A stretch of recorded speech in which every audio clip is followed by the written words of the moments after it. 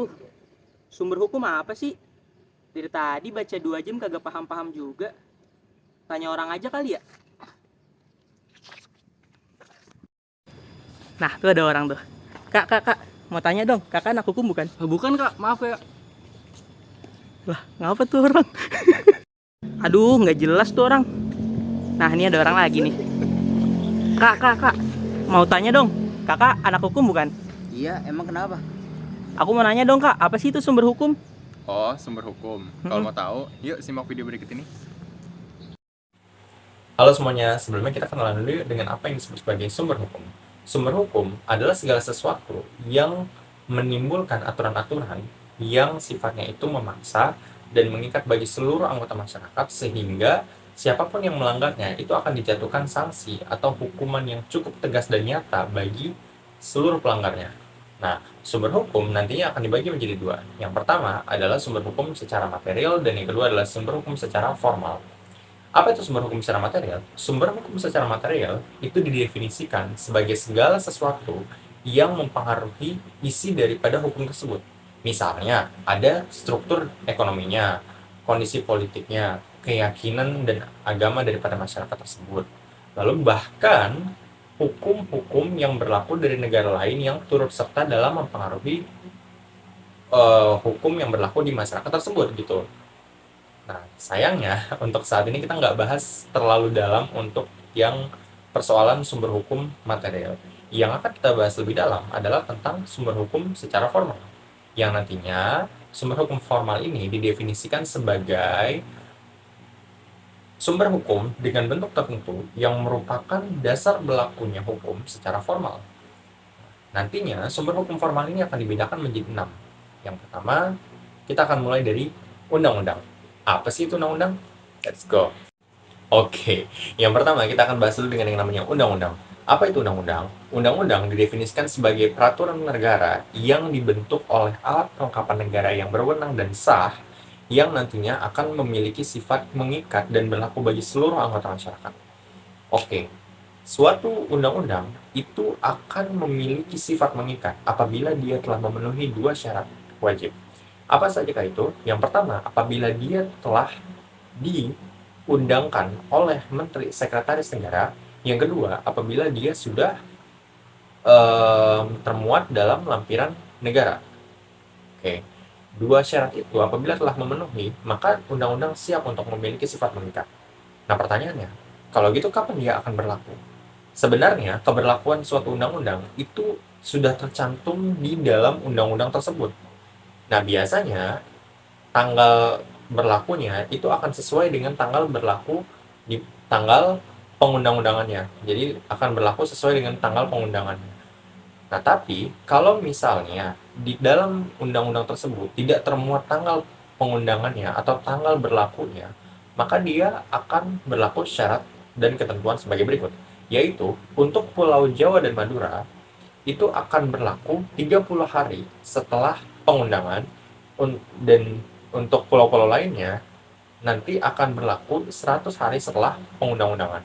Sehingga setelah terjadinya pengundangan tersebut atau disahkannya undang-undang tersebut, maka tidak boleh ada masyarakat yang memiliki dalih mengatakan bahwa tidak mengetahuinya. Itu karena sudah disahkan dan sudah berlaku mengikat seluruh anggota masyarakat. Sekian. Terima kasih. Kebiasaan adalah perbuatan manusia tentang hal tertentu yang dilakukan secara berulang-ulang. Kebiasaan bisa diterima, biasanya masyarakat itu sendiri yang beranggapan bahwa memang harus melakukan kebiasaan tersebut, yang mana jika tidak melakukan mereka merasa telah melanggar hukum. Namun tidak semua kebiasaan itu pasti mengandung hukum yang baik dan adil. Contoh kebiasaan misalnya itu perjanjian bagi hasil antara pemilik sawah dengan penggarapnya. Juga ada kebiasaan seperti mengucapkan terima kasih. Nah, hal ini bisa dibilang kebiasaan karena ada naluri dari diri kita yang mana jika tidak mengucapkan terima kasih, kita pasti telah melanggar kesopanan yang telah tertanam di masyarakat. Oke, apa itu jurisprudensi? Jurisprudensi adalah keputusan pengadilan atau keputusan hakim yang terdahulu yang memiliki kekuatan hukum yang tetap yang dapat digunakan hakim berikutnya sebagai dasar untuk memutus perkara yang serupa atau yang sama. Nah, Jurisprudensi dikatakan sebagai sumber hukum formal karena ia menjadi standar bagi hakim untuk memutuskan perkara yang diperiksanya. Jurisprudensi juga dapat dikatakan hukum yang dibuat oleh hakim, yang dimana hakim sebenarnya tidak hanya menerapkan hukum semata, menerapkan pasal undang-undang pada peristiwa nyata, tetapi juga melakukan penemuan hukum sebagai suatu cara mengisi kekosongan hukum. Nah, ada syarat-syarat jurisprudensi. Yang pertama, putusan atas peristiwa hukum yang belum ada atau tidak jelas peraturannya. Yang kedua yaitu putusan telah diberi kekuatan hukum tetap. Yang ketiga yaitu putusan berulang kali jadikan dasar hukum untuk memutus perkara yang sama. Yang keempat, putusan telah memenuhi rasa keadilan masyarakat. Yang kelima, putusan telah dibenarkan oleh MA RI. Ada dua macam jurisprudensi, yaitu jurisprudensi tetap, yaitu ialah keputusan hakim yang terjadi karena rangkaian keputusan serupa dan dijadikan dasar atau patokan untuk memutuskan suatu perkara. Yang kedua yaitu jurisprudensi tidak tetap, ialah keputusan hakim terdahulu yang bukan standar Aristoteles. Selanjutnya ada traktat. Traktat adalah salah satu sumber hukum formal yang berasal dari perjanjian antar negara yang dibuat di bawah hukum internasional. Traktat sendiri terdiri menjadi 3. Yang pertama ada traktat bilateral. Traktat bilateral adalah perjanjian antar negara yang diikuti oleh 2 negara. Contohnya, pemerintah Indonesia dengan Cina mengenai dui kewarganegaraan. Yang kedua, ada traktat multilateral. Traktat multilateral adalah perjanjian antar negara yang diikuti lebih dari 2 negara. Contohnya, perjanjian internasional mengenai pertahanan yang dilaksanakan oleh beberapa negara-negara yang ada di Eropa. Lalu yang ketiga ada traktat kolektif. Traktat kolektif adalah traktat multilateral yang memungkinkan masih masukan negara lain untuk bergabung menyetujui perjanjian yang sudah ada. Contohnya ada di Piagam Perserikatan Bangsa-Bangsa. Perjanjian. Apa sih itu perjanjian? Jadi, perjanjian adalah peristiwa di mana 2 orang atau lebih saling berjanji untuk melakukan atau tidak melakukan perbuatan tertentu. Nah, karena definisi tersebut, maka perjanjian menciptakan hubungan hukum yang disebut dengan perikatan, di mana pihak yang ingkar janji dapat digugat oleh pihak yang dirugikan.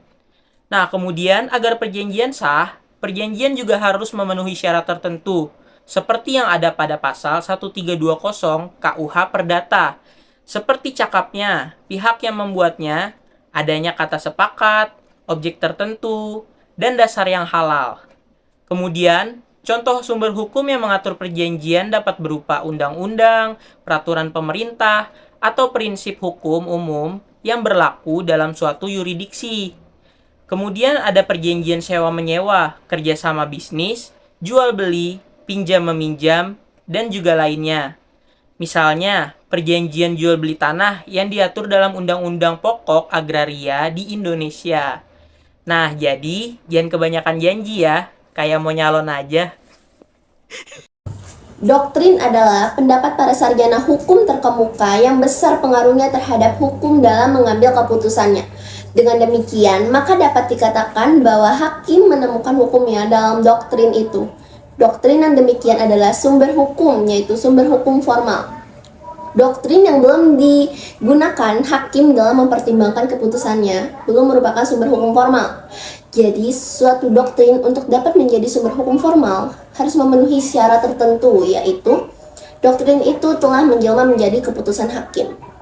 Contoh doktrin hukum adalah hak-hak yang melekat yang menyatakan bahwa individu memiliki hak-hak dasar yang melekat pada eksistensi mereka, dan hukum seharusnya mengakui dan melindungi hak-hak tersebut. Oh, jadi begitu ya, Kak? Terima kasih ya, Kak, atas penjelasannya.